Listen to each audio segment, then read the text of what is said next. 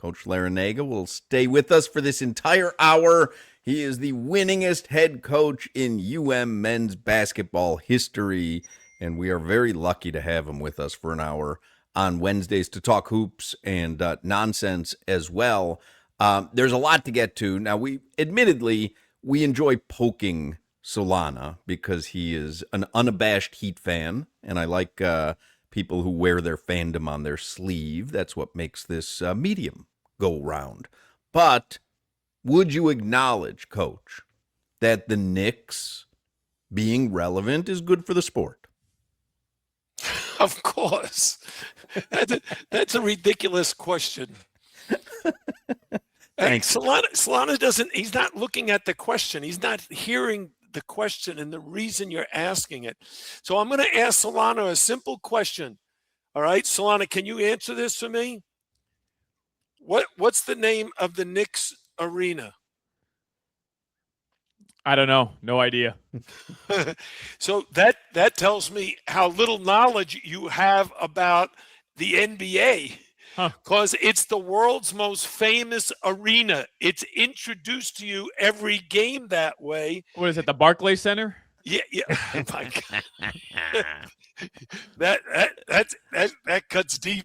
But I just want to one question for you, Coach. One question here. You're born in New York City in the Bronx? That's correct. Oh, okay. All right, no further questions. And I went to Madison Square Garden when I was 10 years old to watch my brother's St. John's team play against Ohio State. And they had Jerry Lucas and a lot of players that became very famous as NBA guys. But you're too young to appreciate the history of the NBA. And the NBA wouldn't be what it is without the Knicks. And if you're looking at what the NBA needs to stay at the top of its game financially, they need the Knicks, the Lakers, the Celtics, the traditional franchises to do well. So what's going on last year with the Knicks and now this year following it up? And I don't know what would happen if LeBron went there. If LeBron, you couldn't get a ticket into Madison Square. It's called Madison Square Garden, by the way, Solana. Maybe you never heard that before. Right. Or MSG. Everybody knows it as MSG. He is broiling mad right now, Coach. He is just broiling mad. Now, I am a huge Miami Heat fan. We all are. It's not like I'm not cheering for the Heat to get back and win another world championship. But as far as the strength of the NBA, does it do better when the Knicks are relevant? The answer is absolutely. You know what's funny, Coach, is I wouldn't have to think about a scenario where LeBron joins a team and there's no tickets available or tickets are wildly expensive and arenas are sold out, because I lived it already. I saw that already when he joined the Miami Heat and when he played alongside Dwayne Wade and Chris Bosh. Like, I lived that already. I don't need to live it again with him in those ugly blue and orange colorways and uniforms. Like, it's been done. We don't need to do it again. Mr. 305. Dale. God bless. Dale. Thank you, Jimmy. You are welcome. 305 is sponsored by the Miami Lakes Chevrolet, not the Miami Lakes Chevrolet, but just all of Miami Lakes Chevrolet, where you walk in as a customer and drive out as family. I got thrown off there because it didn't sound like you said you're welcome. It almost sounded like you're a walk-in or something. Got nervous. I don't know what he said there. You got nervous in front of Coach L, Jimmy? How about Solana acting like the Knicks are a boring team to watch? Coach. They scored 144 points. They won 144 to 14. They win by 30. They make 25 threes. They have 33 assists, but I guess that's just not good enough basketball for Solana to appreciate the way they eliminated and swept the Philadelphia 76ers. Do it in the finals. And Coach, Well, Jalen Brunson he's good because he's on the Knicks. If he was in Sacramento, nobody would know his name. Solana is delusional, coach. Jalen Brunson would be a dog anywhere. He is a dog. I think Jalen Brunson is an all-star. He's a great player, and he's the best player on that team, and the New York Knicks are a quality basketball team. I'm not taking that away from them, but Jalen Brunson is talked about like he's one of the top 5, top 10 players in the NBA. That shows you the power of MSG. That literally is because he plays at the Mecca. Simply because he plays for the Knicks. It's just like Carmelo Anthony when he played with the Knicks. I remember going into that Heat-Knicks series in the first round when I was being told by Knicks fans everywhere that they were going to beat the Heat, and Melo was just as good as Dwayne Wade and LeBron James, and it's just lunacy. Like, it's not true. None of it mattered. The Heat were up 3-0 in that series, should have swept them 1-5, and I never had to hear about the stupid Knicks ever again. How about this? I have a question. How many people, what are the TV audience who's watching the Cavaliers play the Pistons as compared to the Knicks playing the 76ers? Yeah, I mean, it had to be wildly different. I would imagine the only people watching the Cavs Pistons is Max Struess's family. I better hope they have a Nielsen box. But the rivalries, I mean, some of what makes the NBA so great, you guys were raving, absolutely adoring what Wemby did the other night. Oh, he had 27. I was like, yeah, so, you know. You're talking about last night? 27 and 17? What? You're talking about last night? He had 27 points. Coach, he went crazy. Yeah? Coach. He had 16 in the first. He had 27 points. The other night, Spider-Man had 4 in the first half, and I think he had like 39 in the second half. Yeah.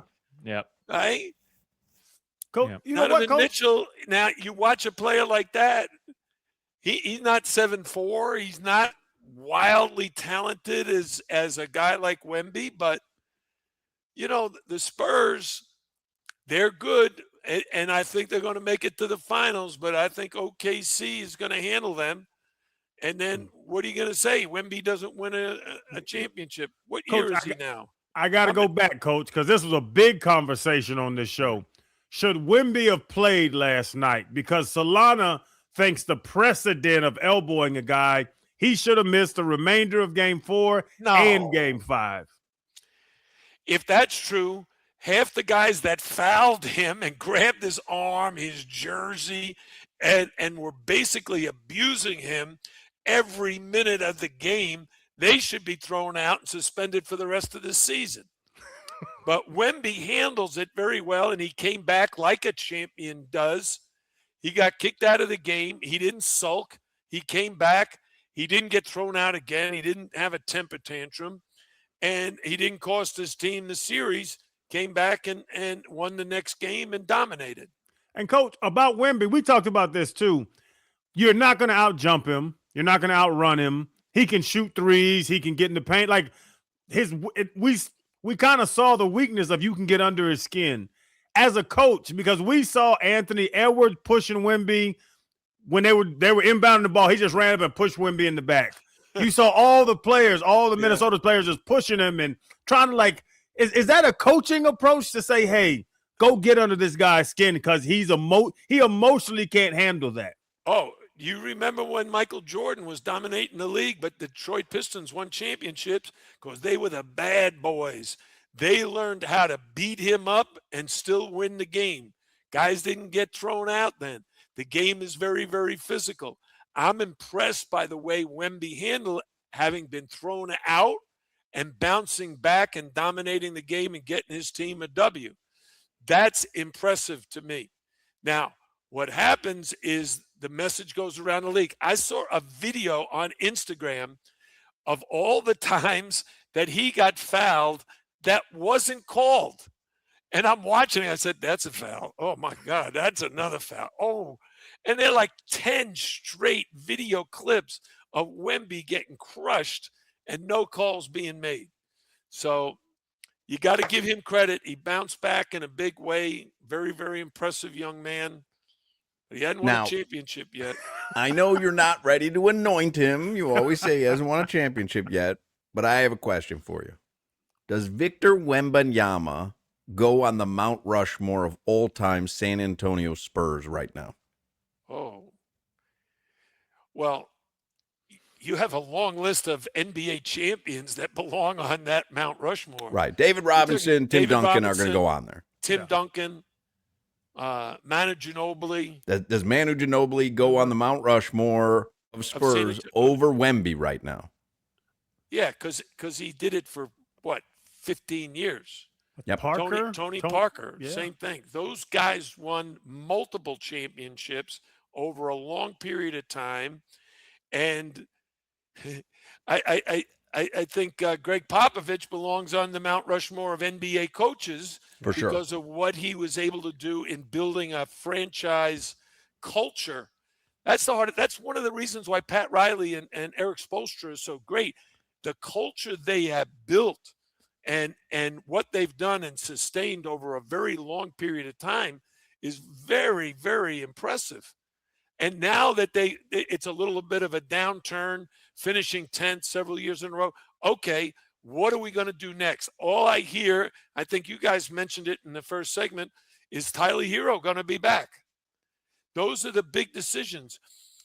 Those decisions, not everybody agrees with you.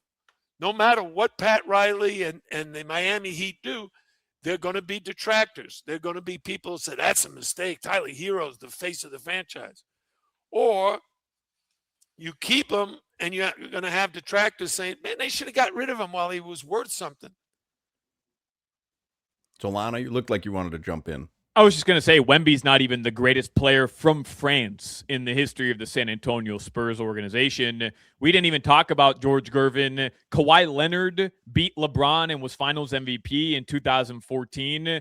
And I happen to think Boris Diaw deserves a nod as well, since we're talking about it. I mean, I'll throw Sean Elliott on there. Then I think he's as good as Bucelis, don't you? Oh, listen, nobody touches Boozy. How dare you?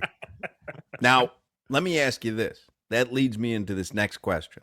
Because I think we're all in agreement that LeBron is the second best player in NBA history. Yes. All right, well, Solana maybe thinks LeBron is the greatest. Do you think he's the second best MJ coach? Yeah, I have a hard time singling out one over the other because of my history in the game. It's if you look at the history of the game, you have to start with Wilt Chamberlain and Bill Russell, Kareem Abdul-Jabbar, Jerry West, Oscar Robertson, all through that period where everybody says, well, the players weren't nearly as good. There were only 8 teams. There was only like 80 players in the league. It was very, very talented. Then you come up to the next generation with Magic Johnson and Larry Bird. Those guys were the best during that period. Then Michael Jordan arrives, and what does he do? He wins 6 championships. It's hard to measure greatness without including winning. Now, let me just ask you this. Is LeBron on the Mount Rushmore, and we talked yesterday about LeBron has spent more time with the Lakers than any franchise in the NBA. 8 seasons with the Lakers. Hard to believe. I see you're doing the math there, but it's how many did he play with the Cavs before he came to Miami, Solana? Rookie deal. 2004 to 2010, so 6 seasons? Yeah, 6 or 7. And then he went back there for how many? 4. 4. So he probably played 10 total in Cleveland, but 8 straight in LA. So it's the longest straight stint of his NBA career has been with the Lakers. Is LeBron James on the Mount Rushmore of Lakers?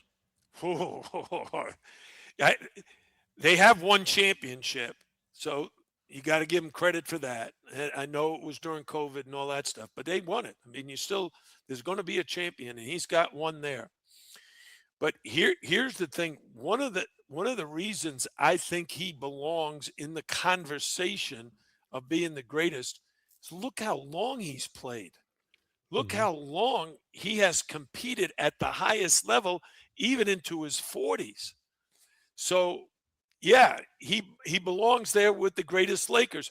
But the Lakers have a large group of guys that belong on Mount Rushmore, starting with Jerry West and Elgin Baylor, Magic, and then Kobe, Kareem. Will Kareem, Chamberlain, Kobe Bryant, Shaq. Shaq. I mean, they got it. James Worthy. There's a host of Laker players that you have to have a discussion as to what your criteria is. And now that LeBron's been there 8 years, it's not like he just went there for a year or two. He's been there a while now. And he's at the end of his career. So you didn't even see him at his best with the Lakers, and he's still statistically one of the best players in the NBA. Pau Gasol, of course. Mark Landsberg. Saul. Hey, Coach, could LeBron do anything? Because he's not playing another 10 years. Max 2, I would say probably 1. If he goes to the Knicks and wins a title, he stays in L.A. and they don't make the playoffs. Can LeBron do anything to negatively or positively affect his legacy at this point in his career? Well, you can look at Michael Jordan. Did it damage his reputation that he went to the Wizards and played with a not one terrible bit. team? It did Solana, for this young shut up. guy. It didn't for me, and I think normal people. But Solana does hold that against him. I don't hold it against him, Coach. I genuinely don't. I think it was awesome. I got to watch Michael Jordan because he went to the Washington Wizards. I remember going to the game. So I think that's awesome. But I do find it funny. We're talking about longevity when it comes to LeBron, and he's 41 years old, and he's winning playoff series, and he's literally still one of the best statistical players in the league at this age. And people don't take that into account when they look back at what Jordan did when he came back. And it was just a standard of, wow, he's scoring 18 points a game or he's scoring 20 points a game, but it didn't impact winning. So I think that's a huge nod for LeBron James. The fact that he's still playing at this level, the fact that he's still competing, and the fact that he can still take over games in a way that Michael couldn't at this stage in his life. Well, I agree that Michael couldn't do it. Let's say I was at the Wizards were playing the Denver Nuggets, Michael's last year. And in the fourth quarter, the Wizards were going to Michael, and the Denver Nuggets were going to Earl Boykin, and Earl Boykin is like 5'3", 5'4", and the Nuggets win the game. Earl Boykin scores like 28 or 35 or something ridiculous. Michael has a good scoring game too, but the Nuggets win the game. What you're saying is so true. LeBron, the only guy you can compare him to is Kareem. Kareem in his 40s was still leading the Lakers to a championship. I mean, that's incredible. I mean, I know, Hawk, you in your 40s, early 40s, you were still dominating in the park games, right? in the gym. I was focusing more on radio at that point. Oh, yeah. But you were I was dominating the cholesterol. airwaves at 40. Dominating cholesterol. Speaking of Earl Boykins, I love thinking of NBA names from the past. Do you remember Purvis Ellison's nickname? Never Nervous Purvis? Nailed it. Wow. Okay. That's excellent. Okay, so did you know I recruited Purvis Ellison? How the hell would I know that? Of course you did. I thought everybody knew that. Okay, so Purvis Ellison is from Georgia. Mm-hmm. And I go to the BC basketball camp in Milledgeville, Georgia, and I watch this kid play. Nobody knows about him.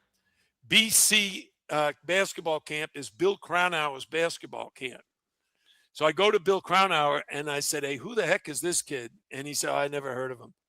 I said, which All-Star game did he make? And he said, he made the All-Star team? I said, I'm assuming he's in the top 20 All-Star game. He looks at it and he says, no, he's in the second 20. I said, Bill, don't embarrass yourself. This kid is a great player. He's probably the best player at the camp. You better put him in the top 20. So I recruit him. He comes to Virginia on a visit. And on the visit, he tells me, he arrives, and I'm talking to him, saying, hey, do we have a good shot at you? And he said, no. I said, no. He said, no, I didn't even want to come on the visit. I've narrowed my choices down to two. I'm either going to Georgia Tech or Louisville. I'm either going to Georgia Tech on Wednesday, the first day of the signing period, or I'm going to Louisville on Saturday. I'm signing with them. I said, why in the world would you narrow it down to those two schools and say you're going to sign with one on Wednesday and the other on Saturday. He said, because Georgia Tech hasn't offered me a scholarship yet. They're telling me I have to wait for Tommy Hammonds. If Tommy Hammonds chooses Georgia Tech, I can't go there. Tommy Hammonds chooses Georgia Tech. Purvis Ellison goes to Louisville, leads them to the NCAA championship, and he's named the most outstanding player as a freshman.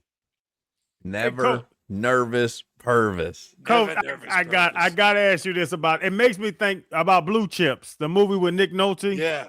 It's like nowadays I don't think that can happen because there's so much media. But you talking about Purvis, where like there used to be neon Badeaus where nobody knew about players, and you can go sneak out into a Louisiana muck and find a player. Yeah, there's still guys like that. There's still plenty of guys that don't get heavily recruited that turn out to be NBA players. No, it's very, very hard because right now everybody now it's changed. Everybody recruits the portal and recruits Europe. They don't. Everybody's got international players on their roster, juniors and seniors. Not that many guys are recruiting high school, but it used to be you recruited the shoe leagues, the EYBL, which is the Nike shoe league, and the Adidas gauntlet, and the Under Armour circuit. There's now Puma's got a league, and New Balance. But you can get lost. You can play for some unknown team on the Under Armour circuit, and no one watch you play because that team is not that good, and you don't have much of a reputation. All right, let's do headlines real quick here, and then we can have another segment with Coach L. Headlines brought to you by Doral Kia. You always pay less with your Pricito at Doral Kia. Visit them at Doral Kia or DoralKia.com.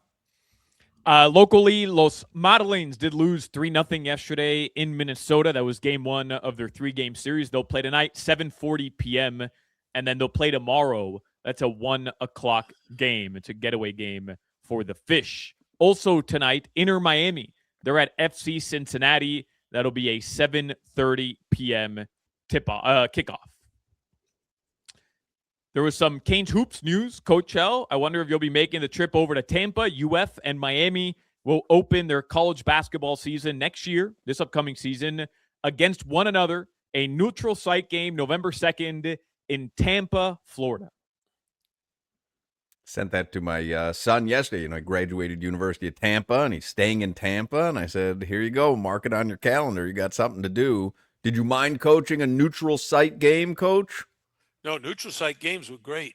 Yeah. Hey, I got a question for you. So do you guys know who's the legendary coach of the basketball team at the University of Tampa? He was there for, 40 years. Mm-mm. His name is Richard Schmidt. You know how I know him? Because you beat him. You recruited him. I replaced him. Where'd you He replace was the him? assistant coach at the University of Virginia. He was a high school basketball coach coaching Jeff Lamp, who was an All-American at Virginia. Terry Holland, the head coach, hired Richard Schmidt. Richard Schmidt signed Jeff Lamp. Richard Schmidt stayed 2 years at UVA, left to become the head coach of Vanderbilt, and Jim Larrañaga replaced Richard Schmidt at UVA. And for the next 7 years, we had Ralph Sampson, Jeff Lamp, and a lot of great players. Got to the Final Four twice, but didn't win a championship. That guy got exiled to University of Tampa. Coach, what kind of supplements do you take for your memory? Ginkgo biloba? You got to take something, Coach. This is crazy, the stuff you remember. I only remember stuff about basketball. It is remarkable. I don't know my next door neighbor's name, and even if I heard it, I wouldn't recognize He it. knows Purvis Ellison's nickname. He doesn't know his neighbor's name. Exactly. These stories are wild. Hey, listen, my wife remembers everybody's name, everybody's, and she remembers your story. If you tell her a story about your family from 20 years ago, when she sees you, she will remember, number one, who you are, what your name is, and everything about your family. My wife loves golf. You know that? We belong to Riviera Country Club. Do you play golf? We belong to Riviera Country Club. He does not. Coach L does not play golf. Your I wife do not plays play golf. But you know what my wife is doing right now? To get ready for her golf. She's outside sunning her feet because she wears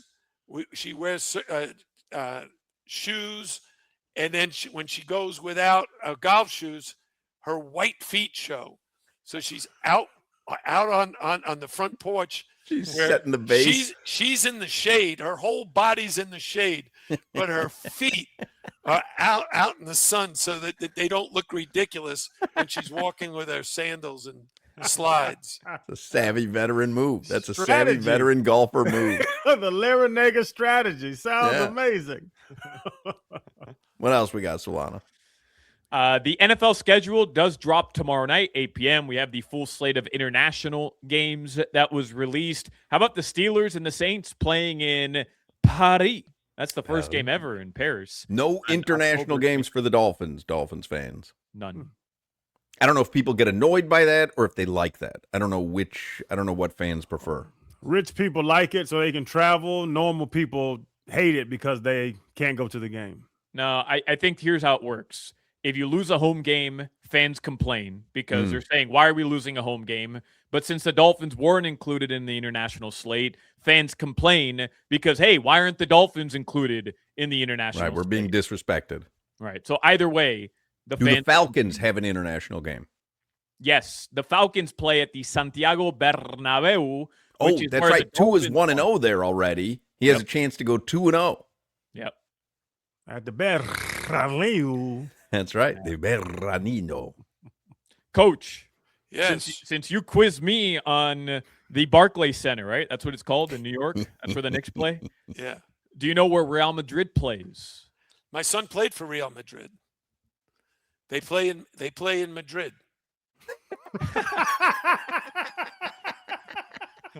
I was there. I watched the practice there. I don't know the name of the arena, though. I'm sorry to say. We're going to give the point to Coach L. Hey, I got to tell you this because you'll love it. So my son signs with Real Madrid, flies into Madrid, gets off the plane. The coach and the manager greet him. They hand him a cell phone, said you can use this. They give him a car. What's a really good car?